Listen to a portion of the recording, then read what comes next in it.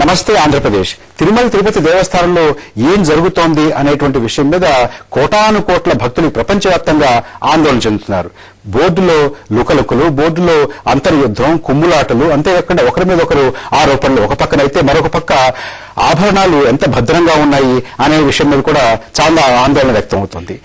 ఈ సందర్భంలో టీటీడీలో ఏం జరుగుతుంది, అసలు మన దేవాలయ నిర్వహణ వ్యవస్థ ఎలా ఉంది అనే విషయం మీద ఇవాళ దృష్టి సారించాం. ఇవాళ చర్చలో పాల్గొనడానికి తిరుమల తిరుపతి దేవస్థానం అక్కడ ఉన్నటువంటి అడ్మినిస్ట్రేషన్ ని, సెక్యూరిటీని అధ్యయనం చేయవలసిందిగా ఏర్పాటు చేసినటువంటి కమిటీకి నాయకత్వం వహించిన శ్రీ ఆంజనేయ రెడ్డి, దేవాదాయ శాఖ మాజీ కమిషనర్ శ్రీ చెంగప్ప, చిలుకూరు దేవస్థానం ప్రధాన అర్చకులు ప్రొఫెసర్ సౌందరరాజన్, తిరుమల తిరుపతి దేవస్థానం బోర్డు సభ్యులు డాక్టర్ అంజయ్య మనతో ఉన్నారు. అంజయ్య గారు, మీతో ప్రారంభించే ముందు ఒక్కసారి ఈ ఘడిలో ఉన్నటువంటి వార్తలను ముఖ్యాంశాలని ఒకసారి చూద్దాం.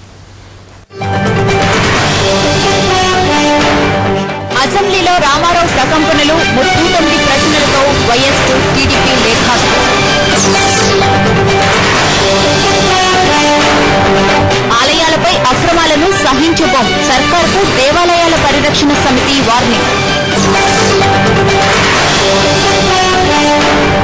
బీజేపీ సంక్షోభానికి ఆర్ఎస్ఎస్ దూరం, కాందహార్ వివాదంపై మోహన్ భాగవత్ మౌనం.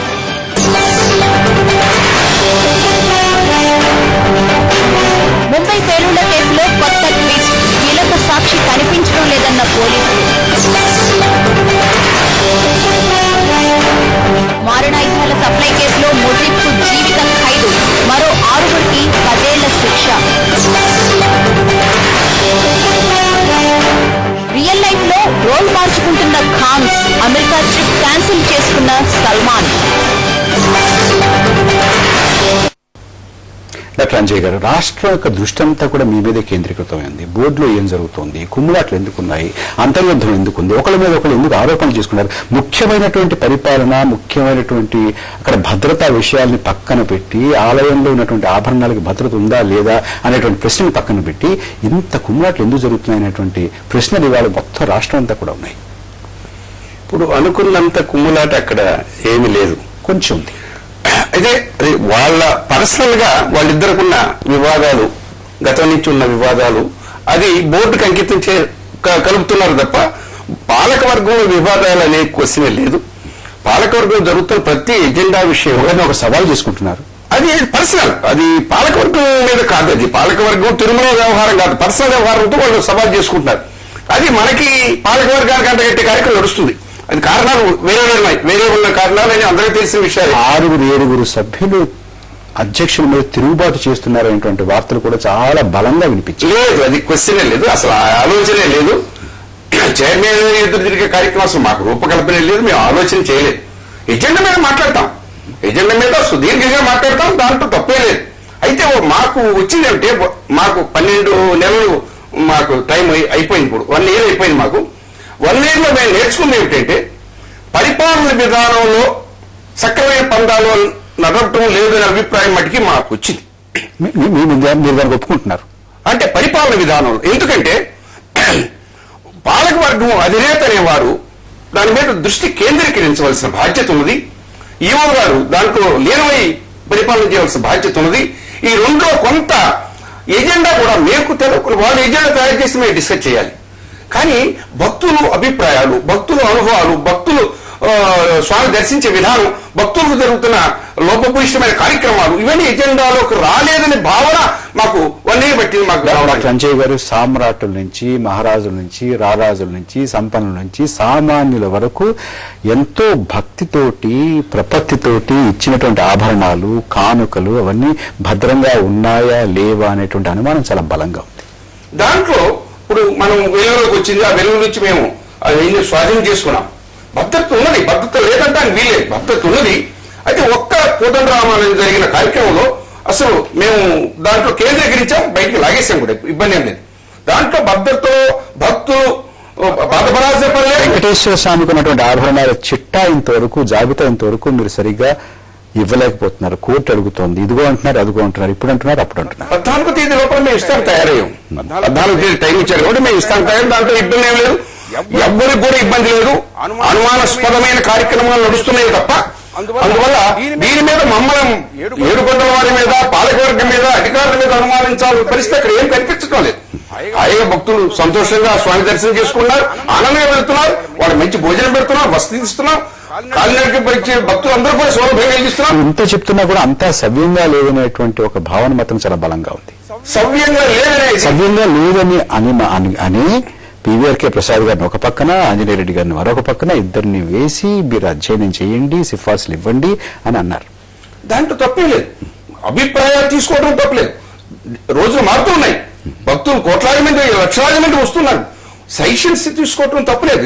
ఏ పరిపాలన చేసిన వారైనా కొత్త సూచనలు తీసుకోవడానికి భక్తుల అనుభవాలను దృష్టిలో పెట్టుకొని పరిస్థితులు అనుకూలంగా మర్చుకొని దాన్ని పెద్దగా వాళ్ళకు ఉపయోగపడే కార్యక్రమం చేయడం సలహా తీసుకుంటే తప్పలేదు. ఈ మొత్తం మన చర్చని 2 భాగాలుగా చేసుకుందాం. ఒకటి అసలు వ్యవస్థ ఎలా ఉంది, రెండోది ఆ వ్యవస్థ నడిపేటటువంటి పాలక మండలి, వ్యక్తులు, అధికారులు, రాజకీయంగా నామినేట్ చేయబడేటువంటి వాళ్ళు వీళ్ళు ఎలా ఉన్నారని 2వ భాగంగా చూసుకుందాం. ఒకటి ఆంజనేయ రెడ్డి గారు, మీరు చాలా సన్నిహితంగా దాన్ని అధ్యయనం చేశారు, వెళ్ళారు, చాలాసార్లు వెళ్ళారు, చాలా మందితో మాట్లాడారు.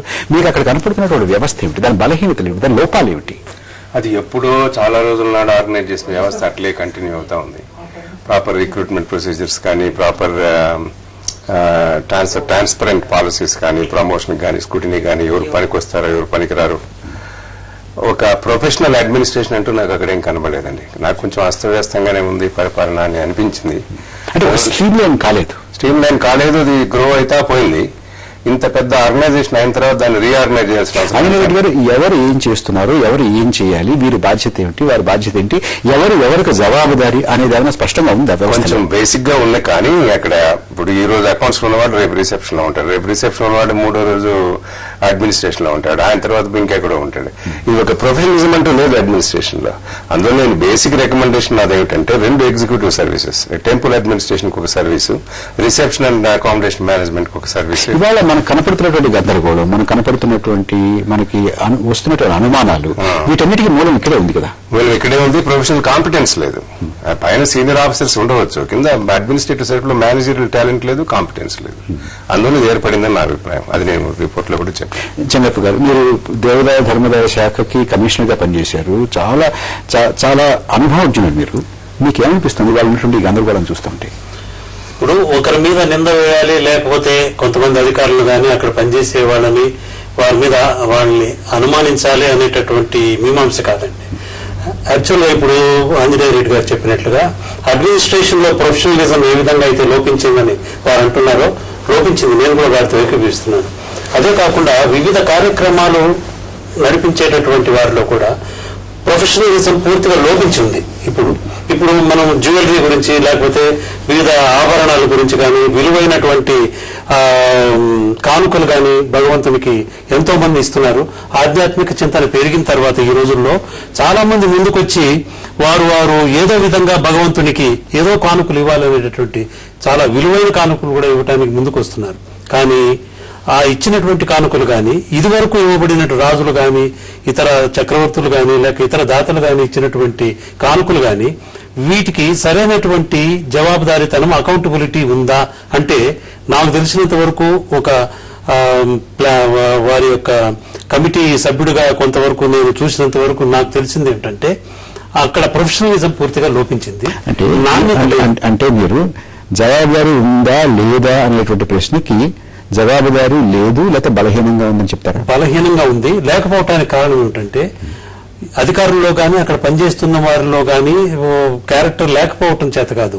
ఉన్నటువంటి సిస్టమ్ వారి ఇందాక చెప్పినట్టు ఎప్పుడో నిర్ణయించబడినటువంటి రిజిస్టర్లు ఇప్పుడు స్వామివారికి కానుకలు ఇచ్చారండి.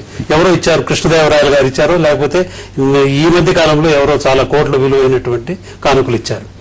ఆ కానుకలు ఇచ్చినప్పుడు పెద్దగా దానికి ఒక ఫంక్షన్ పెట్టుకొని వాటిని రిసీవ్ చేసుకోవడం దీంతో కాకుండా కేవలం సంఖ్యాపరంగా స్వామివారికి ఇన్ని ఆభరణాలు ఉన్నాయి, అమ్మవారికి ఇన్ని ముక్కు పుడకలు ఉన్నాయి, అమ్మవారికి ఇన్ని కంకణాభరణాలు, దాని వర్ణన, దాని విలువ అది అటువంటిది లేదు. దాని ఫోటోగ్రాఫ్స్ కూడా బహుశా ఉండకపోవచ్చు. అటువంటిది లేకపోవడం వల్ల ఏమవుతుందంటే అనుమానాలకు దారితీస్తుంది. ఇప్పుడు ఒక చక్కని కిరీటం ఉంది స్వామివారిది, లేకపోతే అమ్మవారిది, పద్మావతి అమ్మవారికి చాలా విలువైనటువంటి ఒక కానుక ఇచ్చారనుకోండి, అందులో ఉన్నటువంటి మణులు, మాణిక్యాలు, పచ్చలు, లేకపోతే ఇతరత్ర విలువైనటువంటి ఇవన్నీ వాటికి సరైనటువంటి వాటి నైపుణ్యాన్ని, విలువను ఇంతవరకు కట్టలేదని నేను అనుకుంటున్నాను. సంఖ్యాపరంగా ఉండొచ్చు, ఇన్ని ఉన్నాయి అన్ని ఉన్నాయి అనేటటువంటివి. ఇప్పుడు వారు చెప్పిన, అంజయ్ గారు చెప్పినట్టుగా 14వ తారీఖు నాటికి వారు తయారు చేసేటటువంటి చిట్టా కూడా ఈ సంఖ్యాపరంగానే ఎక్కువగా ఉంటుందేమో అని నేను అనుమానిస్తున్నాను. సౌందరరాజన్ గారు, దేవాలయాలు ఎలా నిర్వహించాలి, మన చట్టం ఏం చెప్తోంది, ఇతర రాష్ట్రాలు ఏం చెప్తోంది, దాన్ని మీరు చాలా అధ్యయనం చేశారు. తిరుమల తిరుపతి దేవస్థానాల్లో ఉన్నటువంటి ఈ గందరగోళానికి మూల కారణం ఒకటి చట్టం కావచ్చు, రెండు వ్యవస్థ కావచ్చు, మూడోది ఇది నడిపేటువంటి వాడు కావచ్చు. మీకు ఈ మూడిటి మీద మీరు చేసినటువంటి అధ్యయనం ఏమిటి? అది మీరు చెప్పే ముందు సౌందరరాజన్ గారు ఒక చిన్న విరామం తీసుకుందాం. విరామం తర్వాత మళ్ళీ మనం చర్చలోకి వద్దాం.